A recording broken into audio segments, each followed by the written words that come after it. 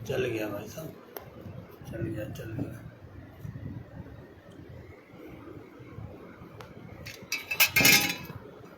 Hallelujah, hallelujah, praise the Lord.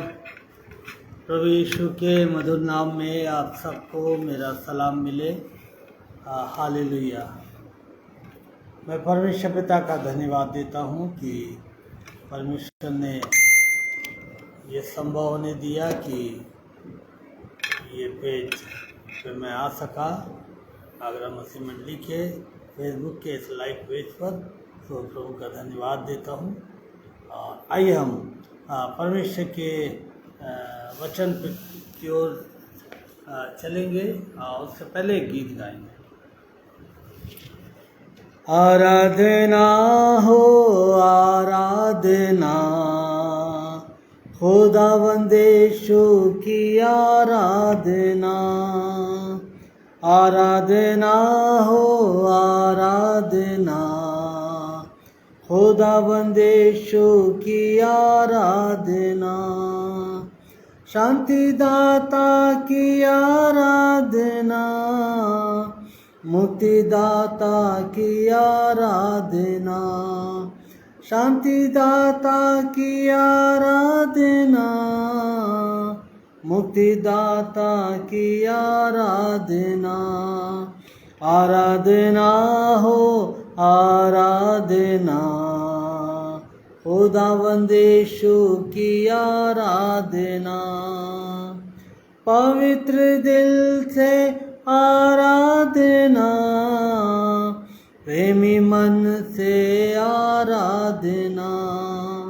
पवित्र दिल से आराधना, प्रेमी मन से आराधना।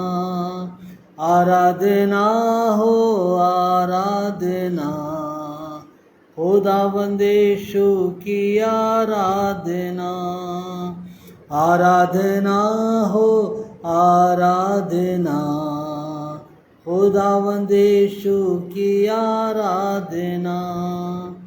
जीवन दाता की आराधना, मेरे मसीहा की आराधना। जीवन दाता की आराधना, मेरे मसीहा की आराधना। आराधना हो आराधना, खुदावंद यीशु की आराधना। आराधना हो आराधना, खुदावंद यीशु की आराधना। प्रार्थना करें। दयालु अनुग्रहकारी परमेश्वर पिता, हम बड़े धन्यवाद और बड़े आनंद के साथ प्रभु आपके चरणों में आते हैं। हम धन्यवाद देते हैं कि आपकी उपस्थिति में आनंद की भरपूरी है। और प्रभु आपने एक बार फिर से ये समय दिया कि प्रभु हम आपकी उपस्थिति में आ सके। और प्रभु इस आनंद के लिए हम आपको धन्यवाद देते हैं।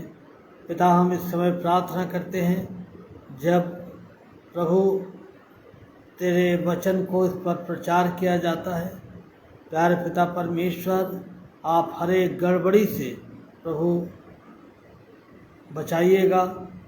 नेटवर्क को सुचारू रूप से चलने में सहायता कीजिएगा, हर तरह की गड़बड़ी दूर रहने पाए। और पिता परमेश्वर, हमारी प्रार्थना है कि प्यारे परमेश्वर पिता, तेरा पवित्र आत्मा हमारी सहायता करने पाए, ताकि हम तेरे वचन को प्रभु तेरी आत्मा की सहायता से तेरे लोगों तक पहुंचाने वाले हो सकें। पिता, हम इस पेज को और अपने आप को, सुनने वालों को, जो अभी सुनेंगे बाद में सुनेंगे, सबको तेरे हाथों में सौंपते हैं। सबको आशीष दीजिएगा। प्रभु यीशु मसीह के नाम से प्रार्थना मांगते हैं, आमीन, आमीन।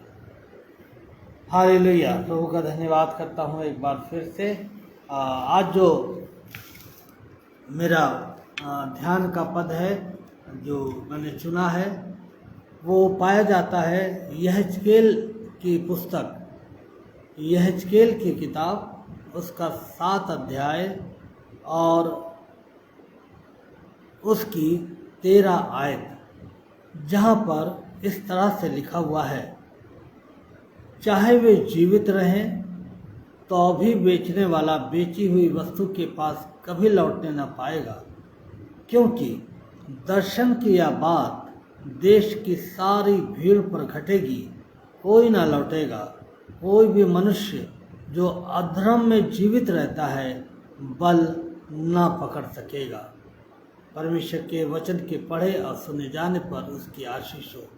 परमेश्वर का वचन यहाँ पर हमें बता रहा है कि कोई भी मनुष्य जो अधर्म में यानी कि पाप में जीवित रहता है वो बल ना पकड़ सकेगा। खुदा के लोगों, हम सब अपने जीवन में बढ़ना चाहते हैं, ताकतवर होना चाहते हैं, आशीषित होना चाहते हैं और परमेश्वर की सेवा को करना चाहते हैं। लेकिन मैं आपको बताना चाहता हूँ कि यदि हम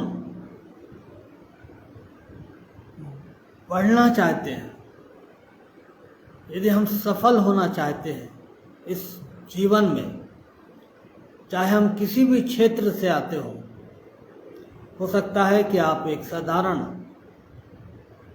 जॉब करते हो सकता है आप एक बड़ी कंपनी में हो सकता है आप प्रभु की सेवा करते हो और आप चाहते हैं कि आपको प्रभु वहाँ पर बढ़ाए और वहाँ पर प्रभु आपको तरक्की दे।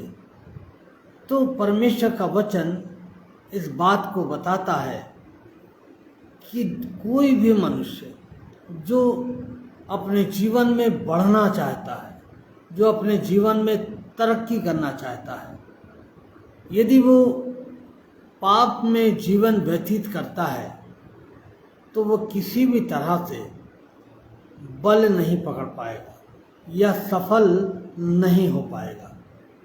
बहन शबनम डेविड का हम अपने बीच में स्वागत करते हैं। प्रभु आपको बहुत आय से आशीष दे।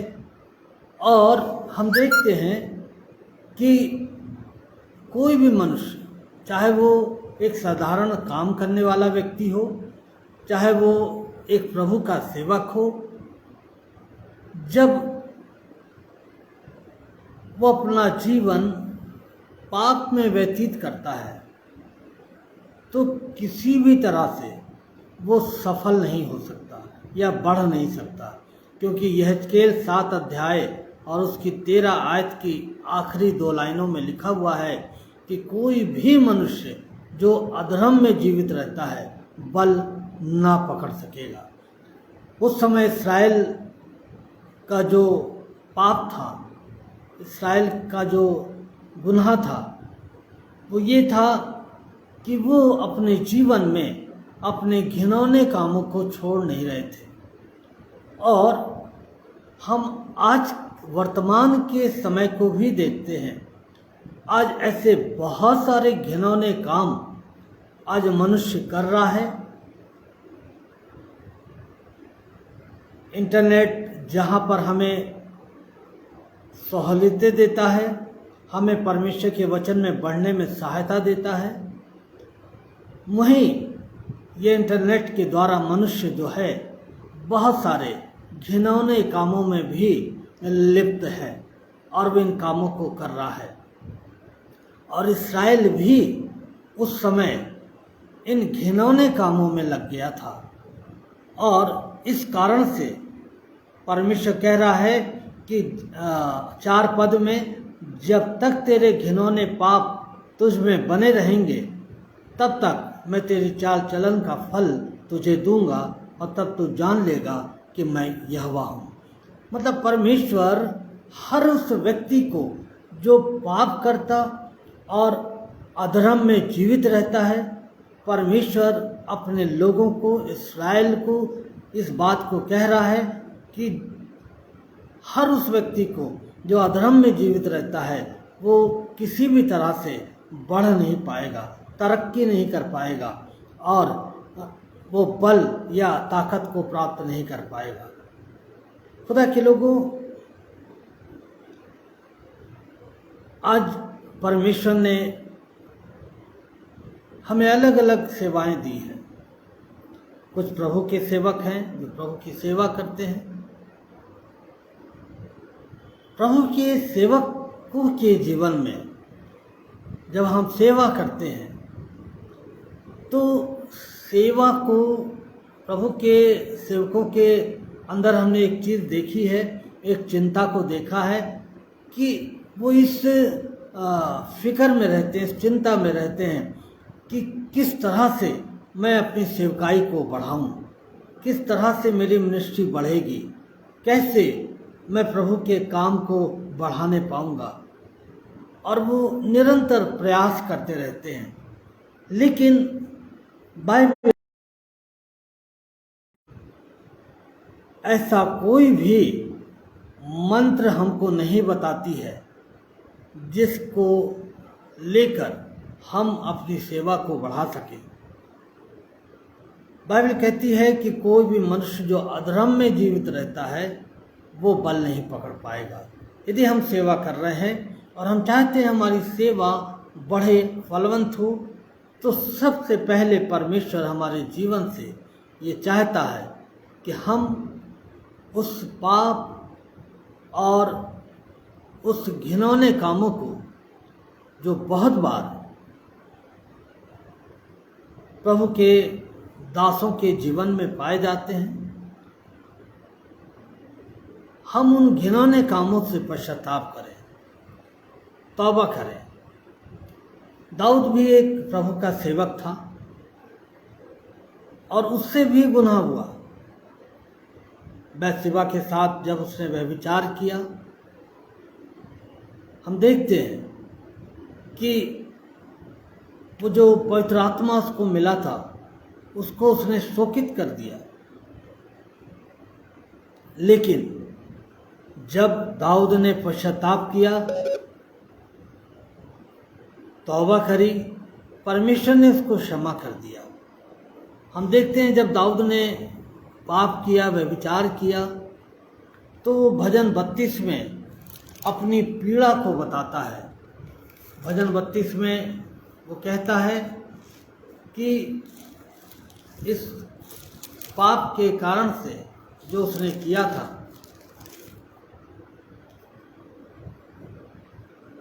वो कहता है कि जब तक मैंने अपने पाप को प्रकट नहीं किया, 3 आयत में कहता है 32 भजन के, तब दिन भर कहते कहते मेरी हड्डियां पिघल गईं। कोई चैन उसके जीवन में नहीं है। और फिर वो कहता है, क्योंकि रात दिन मैं तेरे हाथ के नीचे दबा रहा और मेरी तरावट धूप काल की सी झुर्राहट बनती गई। जब मैंने अपना पाप तुझ पर प्रकट किया और अपना अधर्म ना छिपाया और कहा मैं यहोवा के सामने अपने अपराधों को मान लूँगा, तब तूने मेरे अधर्म और पाप को क्षमा कर दिया। अब दाऊद कह रहा है कि जब तक मैं अधर्म में बना रहा, जब तक मैं अपने अधर्म को छुपाए रहा, अपने पाप को छुपाए रहा, तब तक मेरी जो हालत थी, मेरी जो परिस्थिति थी, वो कैसी थी? वो ऐसी थी जैसे उसकी हड्डियां पिघल गई और वो परमेश्वर के हाथ के नीचे वो दबा हुआ था। तो परमेश्वर यहाँ पर कह रहा है कि जो भी व्यक्ति अधर्म में जीवित रहता है वो बल ना पकड़ सकेगा। जब दाऊद ने अपने अधर्म को मान लिया, परमेश्वर ने उसको क्षमा कर दिया। हम देखते हैं वो पवित्र आत्मा का अभिषेक फिर से दाऊद के जीवन में आया, फिर से उसको वो ताकत उसको मिली। और उसके बाद बाइबल बताती है कि उसने बैतशेबा के पाप को छोड़कर उसने जीवन भर अपने किसी तरह का भी पाप नहीं किया। ऐसी थी दाऊद की तौबा, ऐसा था दाऊद का पश्चाताप। आज हम किस तरह का पश्चाताप करते हैं? आज हम इस बात को कहते हैं कि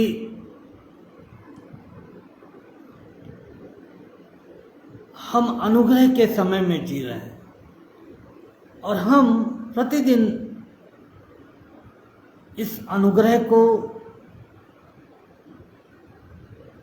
लेकर अपने जीवन में इस बात को कहते हैं कि परमेश्वर हमें क्षमा करता है और हम पाप पे पाप करते चले जाते हैं। प्रतिदिन की हमारी आदत बन जाती है।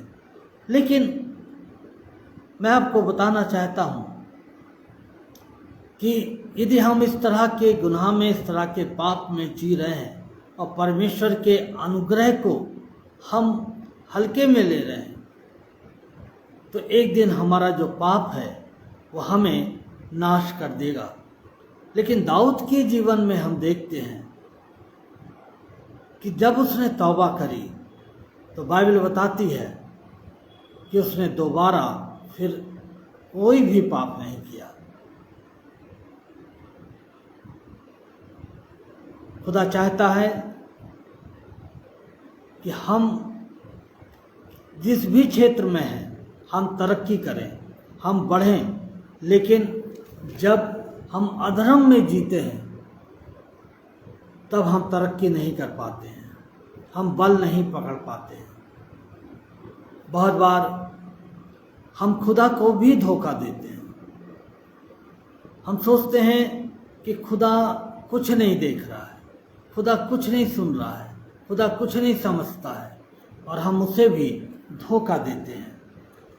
यदि आप मेरे साथ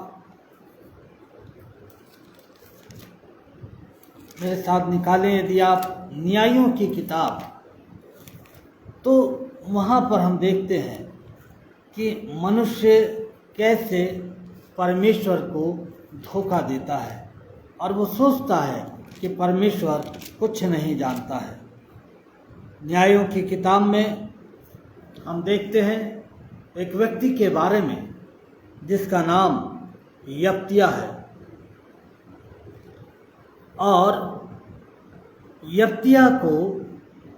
यफ्तिया जो था वो एक ऐसे माता पिता का पुत्र था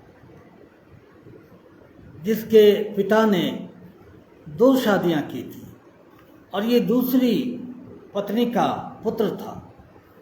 और जब यफ्तिया बड़ा हुआ तो पहली पत्नी के बच्चों ने और पहली पत्नी ने उसको ये कहकर निकाल दिया कि तू पराई स्त्री का बेटा है, तुझे हमारी संपत्ति में से कुछ भी भाग ना मिलेगा। और यफ्तिया अपने जीवन में बड़ा निराश हो गया। लेकिन क्योंकि यफ्तिया वीर था, सूरवीर था, परमेश्वर ने यफ्तिया को चुना अपनी सेवा के लिए ताकि वो इस्राएलियों को क्या करे, अम्मोनियों से बचाए। और हम देखते हैं कि जब परमेश्वर ने यफ्तिया को भेजा कि जा और तू अम्मोनियों से लड़ और इस्राएल को बचा ले, तो यफ्तिया ने एक मन्नत मानी परमेश्वर से।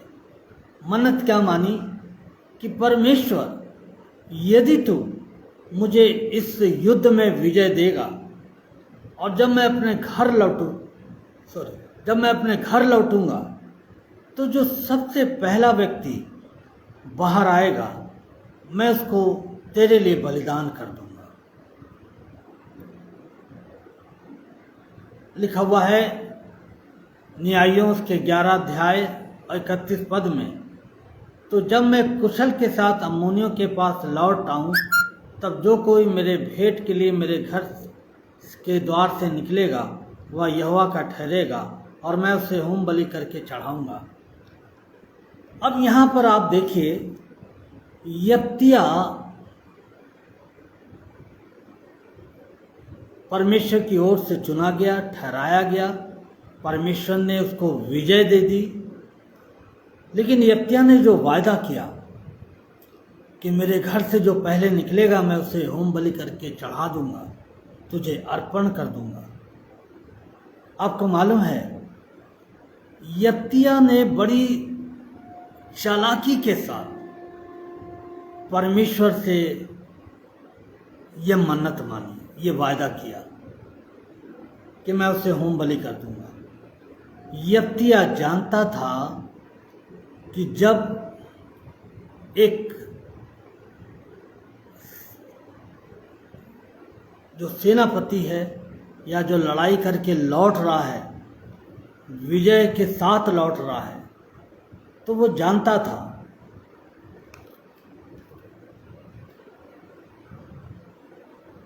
कि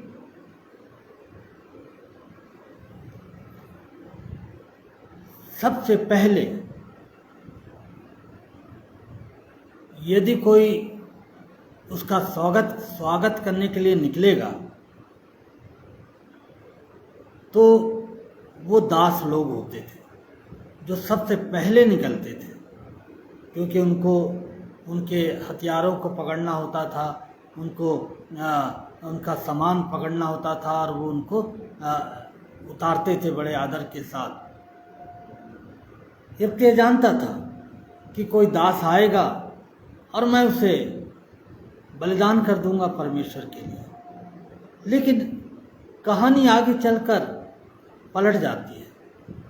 दास की जगह यफ्तिया की बेटी निकल कर आ जाती है अपने पिता से मिलने के लिए, और तब यफ्तिया जो है वो कहता है, हाय मेरी बेटी, तूने मेरी कमर तोड़ डाली। और यफ्तिया ने जो मन्नत मानी थी उसे वो पूरी करनी पड़ती है। तो खुदा के लोगों, कभी कभी हम इतनी चालाकी से खुदा के साथ बातचीत करते हैं और हम सोचते हैं कि खुदा नहीं समझ रहा है। यफ्तिया भी ऐसे ही समझ रहा था कि आएगा कोई दास और मैं उसे क्या करूँगा, उसे मैं होम बलि करके चढ़ा दूँगा, बलिदान कर दूँगा। लेकिन बेटी निकल आई। यफ्तिया का जो दुख था वो बहुत बढ़ गया। खुदा के लोगों, जब प्रभु के सेवक या अन्य कोई व्यक्ति प्रभु में बढ़ना चाहता है, तरक्की करना चाहता है, और वो चालाकी के साथ परमेश्वर से बातें करता है कि परमेश्वर यदि तू ऐसा करेगा तो मैं ऐसा करूँगा तेरे लिए, मैं तुझे ये चढ़ाऊँगा, मैं तुझे वो चढ़ाऊँगा, लेकिन मन में क्या चल रहा है? मन में बेईमानी चल रही है। हाँ, मैंने वादा किया है, मन्नत को पूरा करूँगा, जो पहले आएगा उसको प्रभु को बलिदान कर दूँगा। और उससे मालूम था कि दास आएगा कोई, मैं चढ़ा दूँगा, उसको बलिदान कर दूँगा। लेकिन बेटी निकल आई। अब कीमत तो चुकानी थी यफ्तिया को। खुदा के लोगों, जब हम इस तरह से खुदा को धोखा देते हैं और सोचते हैं खुदा कुछ नहीं जानता है, खुदावन में हम कभी नहीं बढ़ पाते हैं। खुदा हमारे दुख को बढ़ा देता है, खुदा हमारी तकलीफ़ों को बढ़ा देता है, और फिर हम खुदा से ये फरियाद करते हैं, खुदा मैं तो तेरी सेवा करी, खुदा मैंने तेरे लिए ये किया, फिर ये दुख मेरे जीवन में क्यों, ये परेशानी मेरे जीवन में क्यों?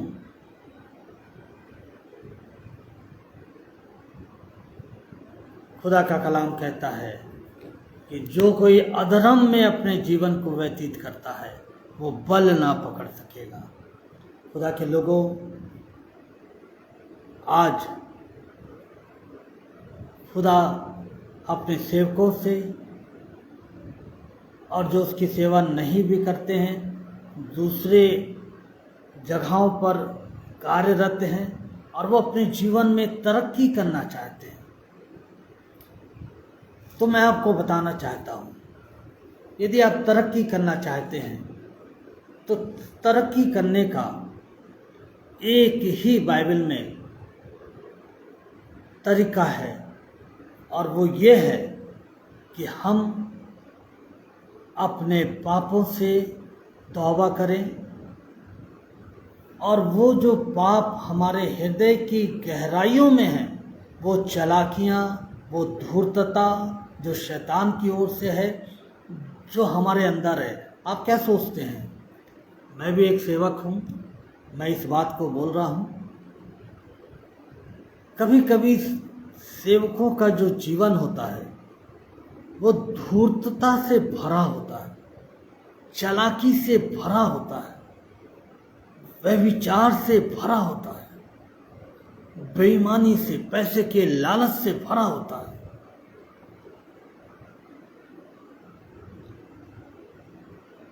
वो शायद ऊपर से उस सफेद चोंगे में आपको बहुत अच्छे दिखाई देते हैं। यफ्तिया भी बहुत अच्छा दिख रहा था कि परमेश्वर यदि तू मुझे विजय देगा, जो पहले आएगा मैं उसको तेरे लिए बलिदान कर दूंगा। लेकिन उसके अंदर क्या चल रहा था? उसे मालूम था कि मेरे परिवार का कोई नहीं आएगा, मेरे घर का कोई नहीं आएगा, इस मन्नत को मानने में क्या जा रहा है। लेकिन कहानी उसको उल्टी पड़ गई। उसकी बेटी निकल आई और उसने कहा, मेरी बेटी, तूने मेरी कमर तोड़ डाली। अरुण साहब, आपका स्वागत करते हैं। बहुत दिनों के बाद आपके दर्शन हुए। प्रभु आपको बड़ी आशीष दे। और प्रभु चाहता है कि हम इस बात को जानें कि हमारे कोई भी विचार खुदा से छिपे नहीं हैं। दाऊद कहता है कि तू मेरे उठने बैठने का हिसाब रखता है। खुदा को सब कुछ मालूम है हमारे अंदर क्या चल रहा है। हम खुदा को धोखा देने की कोशिश ना करें। और हम देखते हैं कि इस धोखे को देने के लिए जो यफ्तिया ने खुदा को देना चाहा, एक भारी कीमत चुकानी पड़ी।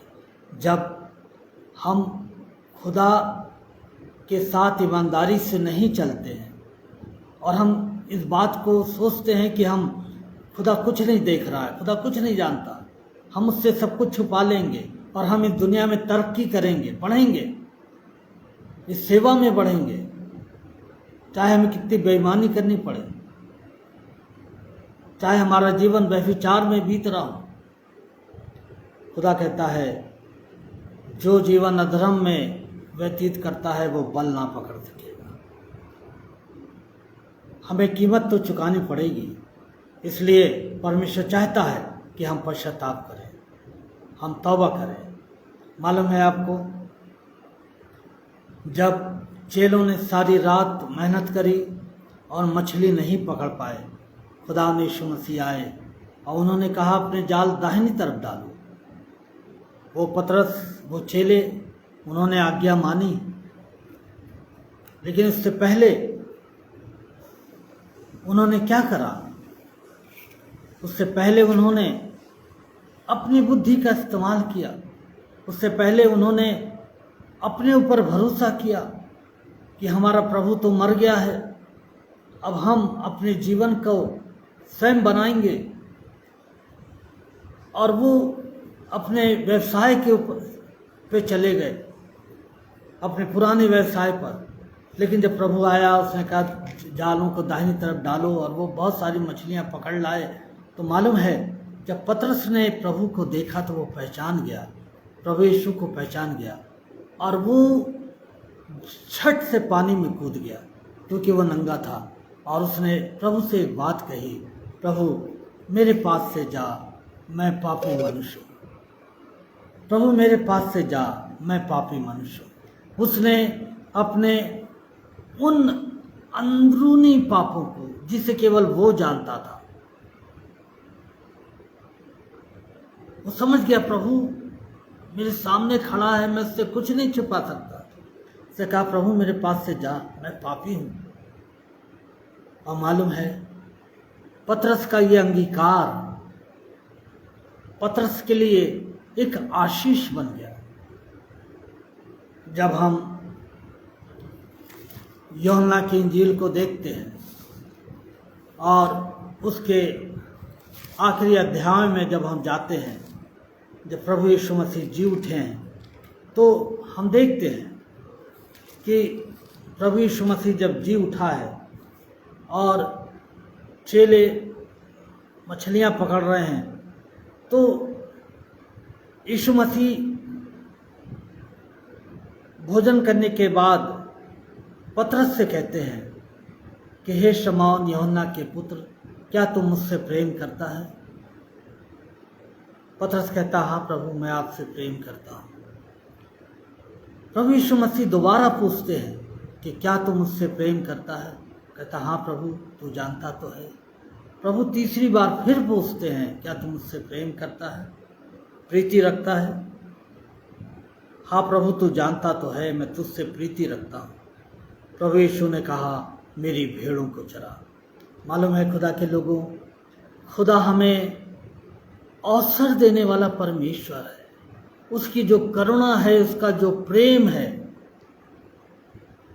हम जब अपने पापों को मान लेते हैं, अंगीकार कर लेते हैं, छोड़ देते हैं, प्रभु हमें अवसर देता है, दोबारा से अवसर देता है और कहता है, मेरी भेड़ों की रखवाली कर। ये पतरस के लिए प्रभु यीशु का अनुग्रह था, और आज यह अनुग्रह हर उस व्यक्ति के लिए है जो पाप में जीवन को व्यतीत कर रहा है और वो सोच रहा है कि मैं पाप में रहते हुए शायद बल पकड़ सकता हूँ, मैं बढ़ सकता हूँ। लेकिन यहेजकेल 7:13 में लिखा हुआ है, जो कोई अधर्म में जीवन को व्यतीत करता है वो बल ना पकड़ सकेगा। आज बहुत सारे जीवन हैं जो दुखी हैं, बहुत सारे प्रभु के सेवकों के जीवन में समस्याएं हैं, परिवारों में समस्याएं हैं। क्यों हैं?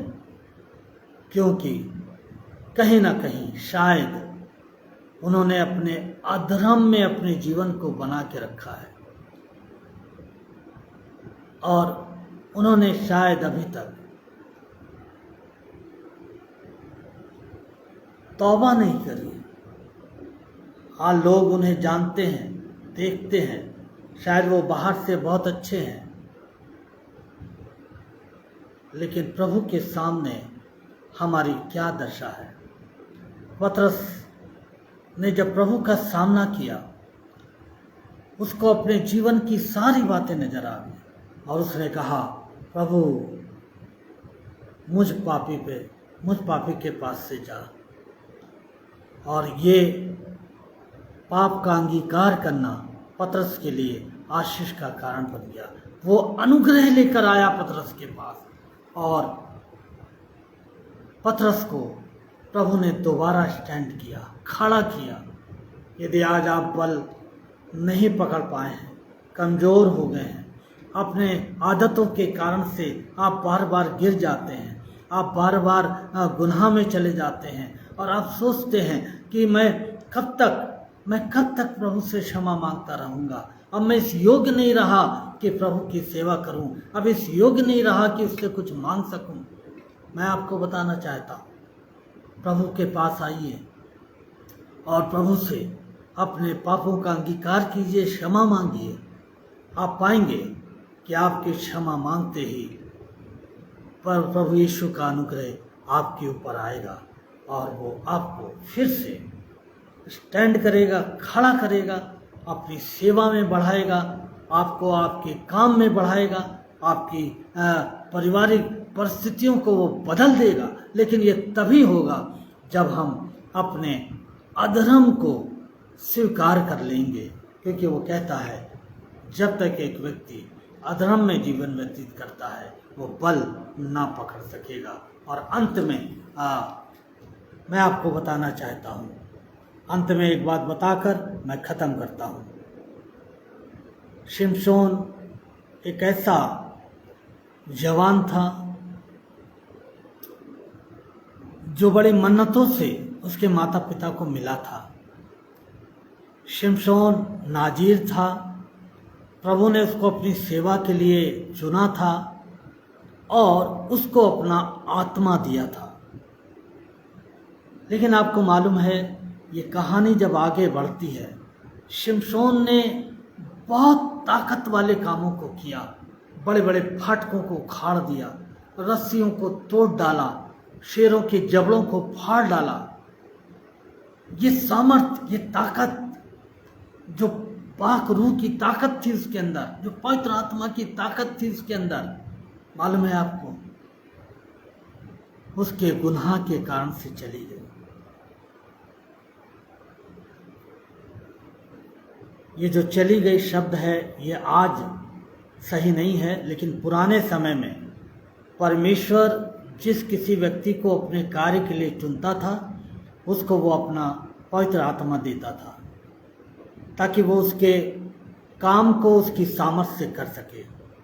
और जब वो व्यक्ति परमेश्वर के अनुसार नहीं चलता था, उसके कार्य को उसके अनुसार नहीं करता था, वो आत्मा चला जाया करता था, वो छोड़कर चला जाता था। आज हम अनुग्रह के समय में है, हम पर पवित्र आत्मा की छाप लगाई गई है।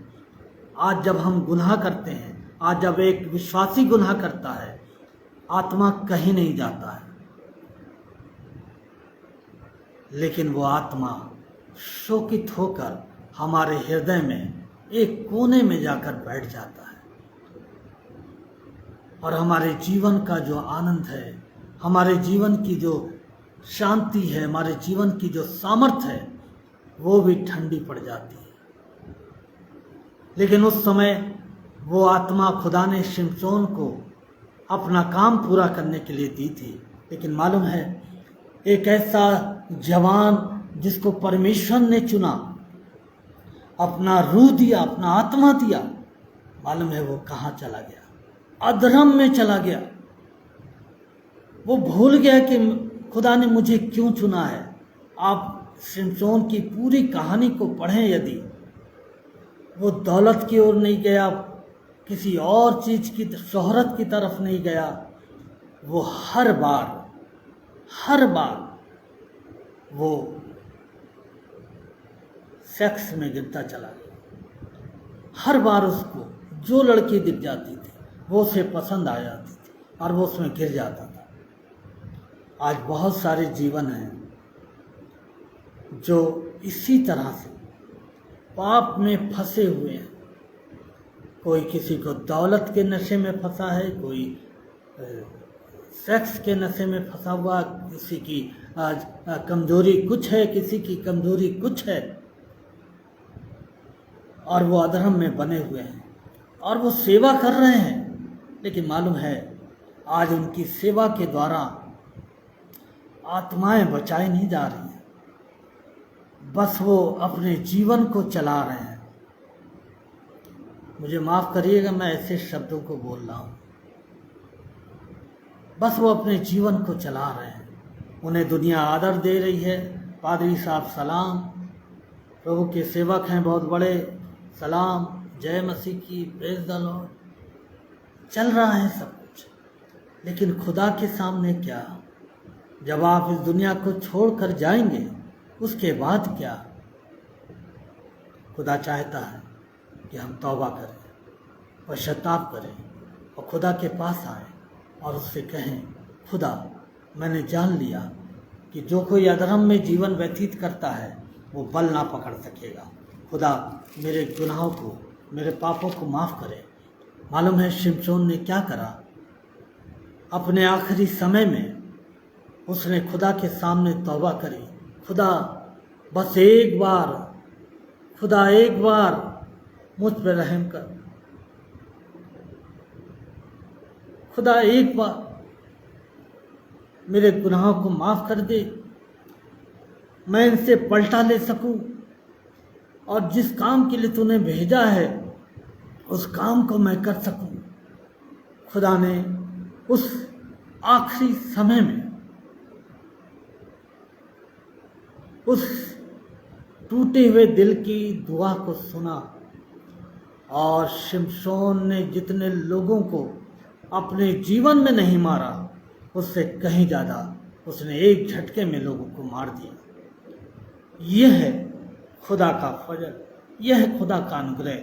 जो गुनाह की सज़ा है वो उसको मिली, लेकिन उसके पाप क्षमा हुए, उसको खुदा का फजल मिला, अनुग्रह मिला, और वो करने पाया जो वो गुनाह में रहकर नहीं कर सका। आप हमारे लिए, आपके लिए, सबके लिए, हर उस जान के लिए जो गुनाह में जीवन व्यतीत कर रही है, आज मौका है कि हम खुदा यीशु मसीह के उस फजल को, उस अनुग्रह को अपने जीवन के लिए मांगें और उससे कहें, खुदा मैंने जान लिया कि जो जान अधर्म में रहती है वो बल ना पकड़ सकेगी। खुदावन मैं तेरे में जोरावर होना चाहता हूँ, मैं बढ़ना चाहता हूँ तेरे में। खुदावन तू मुझ पे दया कर, मुझ पे अनुग्रह कर, और आप पाएंगे कि खुदावन आप पे दया करेगा और आपको अनुग्रह देगा। और एक पद पढ़कर मैं समाप्त कर रहा हूँ, अय्यूब उसका 22 अध्याय और उसका 21 पद। हमें एक काम करना है, उससे मेल मिलाप कर, तब तुझे शांति मिलेगी। अय्यूब 22 अध्याय 21 पद। उससे मेल मिलाप कर, तब तुझे शांति मिलेगी और इससे तेरी भलाई होगी। उसके मुंह की शिक्षा सुन ले और उसके वचन अपने मन में रख। यदि तू सर्वशक्तिमान की ओर फिर कर समीप जाए और अपने डेरे से कुटिल काम दूर करे तो तू बन जाएगा। ये परमेश्वर का वायदा है हर उस व्यक्ति से जो आज गुनाह में जी रहा है, और जो तौबा करता है उससे ये वायदा है कि यदि तू अपने डेरे से कुटिल काम को दूर करेगा तो तू बन जाएगा। शायद आप बनना चाहते हैं, दुनिया में सफल होना चाहते हैं, लेकिन हो नहीं पाए हैं। खुदा के पास आइए, यीशु मसीह के पास आइए, वो आपको अनुग्रह देगा और आपके पापों को क्षमा करेगा और आपको बनाएगा। वो बनाने वाला वो है। खुदा इन वचनों के द्वारा हम सबको आशीष दे। आइए हम दुआ करें। खुदावंद, हम तेरी हुजूरी में आते हैं। प्यारे खुदावंद, सचमुच में तेरे कलाम के लिए हम तेरा शुक्र करते हैं, क्योंकि वह आज भी हमसे बातें करता है।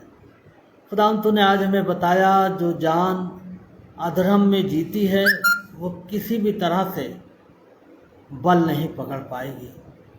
प्यारे खुदावंद, हमारी सहायता कर, ताकि खुदावंद हम अपने, यदि आज की शाम में तूने हमसे बातें की हैं, यदि खुदावंद हमारे जीवन में किसी भी तरह का कोई भी ऐसा पाप है जो हमें तुझसे दूर करता है, होने दे हम आज उसको मान कर तेरे सम्मुख आएँ, पश्चाताप करें, और प्रभु यीशु हम तेरे उस अनुग्रह को प्राप्त कर सकें जो तू हमारे लिए लेकर आया है।